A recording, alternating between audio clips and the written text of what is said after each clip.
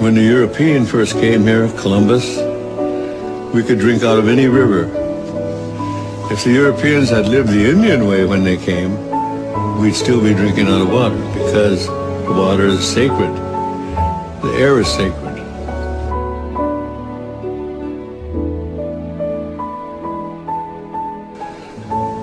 Our DNA is made of the same DNA as the tree.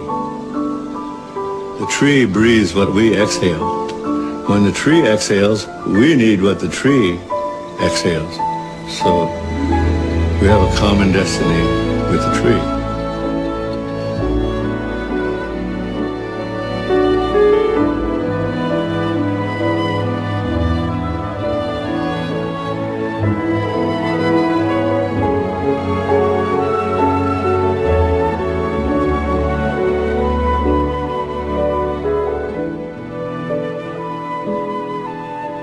We are all from the earth. And when the earth, the water, the atmosphere is corrupted, then it will create its own reaction. Mother is reacting.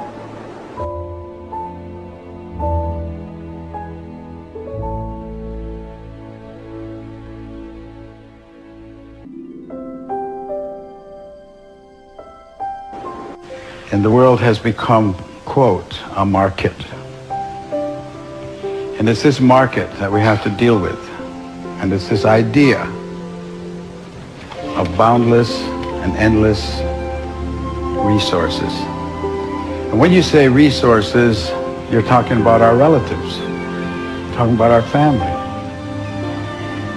Fish are our family. It's not a resource, it's a family. It requires all the respect.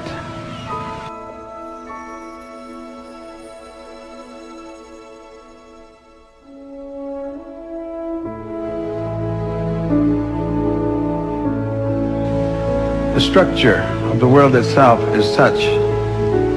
It functions on natural law, and the natural law is a powerful regenerative process. There's a process of regeneration that continues and grows and is endless. It's absolutely endless if everyone agrees to the law and follows the law. But if you challenge the law, and you think you're going to change the law, then you're bound to failure. And then that failure will be a lot of pain, because the natural law has no mercy. It is only the law. The earth is all-powerful. It wasn't made here for human beings. He said we're part of it. But we don't have to be here because the earth has its own process. And if it becomes to the point where you destroy yourself as human beings and you destroy life and finally leave this earth, the earth's not going to disappear. There's not going to be an end of the world. That's really a very interesting concept to us. No, the world won't end. People's life on it will. So it's not the end of the world you're talking about, it's the end of us. And the world, no matter what damage you think you've done to it, will regenerate, will re-green, will redo everything that was here at one time, except there won't be any people. Because it's got all the time in the world.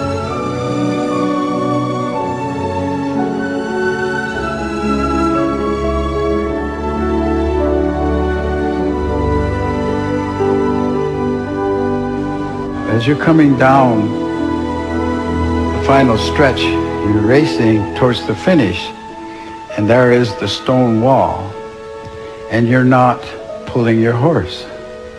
You're not stopping. You're in fact accelerating. That's the way I see the use of what you call resources.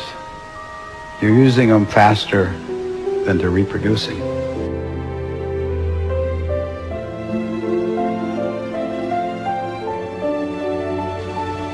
you're headed towards that disaster, and none of you are pulling your horse.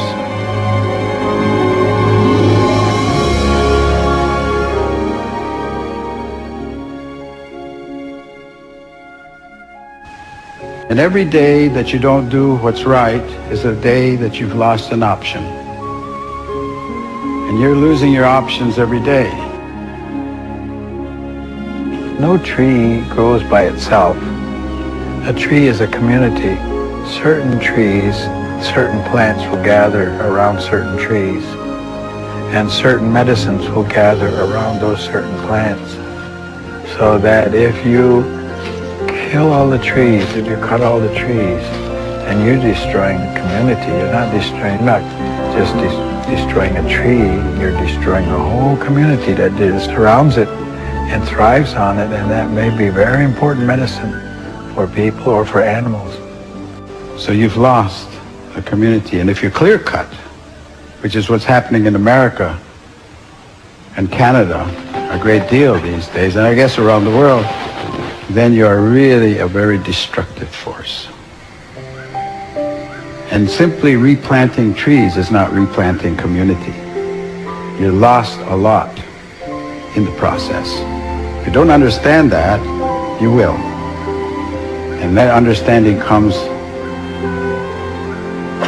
in a very difficult manner. That of the 100 dominant economic units in the world today, 100 largest economic units, and that's the word they used, was units. 49 are countries and 51 are corporations. Now, you digest that for a second. What does that mean? It means that corporations are the driving force of decision-making today. And corporations are not concerned with human rights. They're not concerned with human life. They're not even concerned with a proper wage for the people that are working for them. So what kind of decisions are going to be made on our behalf by this economic power, these corporate states, I call them? Oh, there's going to be hell to pay, as they say, for some of the things that are going on now. So I think that people have to become aware and become awake, and not, and power is always in the people's hands, authority. They need to come of one mind, and they need to challenge the values that are being shoved at them today, because this has become a consumer society. It's driven by economics. It's not driven by common sense. You know, it's not good sense to follow somebody just because. Why? You can't give me an answer why you follow him, but if he were going to do something like jumping off a cliff, would you follow him? Would you do that? Use your sense. Use your common sense. Everybody should be their own leader. In other words, do your thinking for yourself. And we look about for allies, we look about for friends, we look about for people who will understand and agree with those mandates of peace. That we are now placing in your hands all life. And it is your responsibility and it is your duty to look after all life. And so when he was speaking like that, he wasn't talking about our aunts and our uncles and our cousins and our fathers and our mothers. He was talking about all life. He was talking about the trees. He was talking about the fish, animals, everything that grows, everything with life. Because it is a family.